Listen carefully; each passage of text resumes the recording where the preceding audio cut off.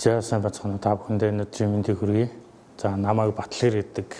За миний хувьд одоо ийм Монголын аймд 2022 оноос хойш ажиллаж байна. За өнөөдөр 10 сарын 15 буюу дэлхийн цагаан таягтны өдөр буюу харны бэрхшээлтэй иргэдийн эрхийг хамгаалах өдөр тохиож байна. За энэхүү өдрөөр тэдгээр иргэдэд тохиолдож буй асуудлуудыг төр засгийн нийгэмд хүргэдэг ийм өдөр гэж миний хувьд бол ойлгодог. Саяхан одоо e-Mongolia 5.0 платформын хөгжүүлэлтийн хүрээнд WCAG буюу стандартын дагуу одоо хөгжүүлэлт хийж боловсруулснараа харны бэрхшээлтэй иргэдэд илүү хүртээмжтэй хэлбэр ажиллах боломжийг одоо бүрдүүлж ажиллаж байна. За сул харааны бэрхшээлтэй иргэд маань өөрсдийнхөө харааны онцлог тохируулаад одоо өнгийг тодруулж, зам үсгийн фондыг томруулж ашиглах гэдэг юм уу гэх мэт одоо хүртээмжийн тохиргоог бол хэлбэр хийж өөртөө тохируулж ашиглах юм боломж бүрдсэн байгаа. За мөн одоо хөгжлийн бэрхшээлтэй иргэдэд зориулсан үйлчилгээ, лавлага тодорхойлолтуудыг бол e-Mongolia платформоос авах боломжийг бүрдүүлж ингэж бол ажиллаж байна. Одоо энэ цахим эрчимтэй хөгжиж байгаа энэ үед бол энэ стандартын дагуу одоо хувийн хвшлийн байгууллагууд энэ аппликейшн вебсайтыг ингэж хөгжүүлэх юм бол хөгжлийн бэрхшээлтэй иргэдийн дотроо харааны бэрхшээлтэй иргэдэд бол хэлбэр ажиллаж ашиглах боломжийг бүрдүүлж өгөх юм аа.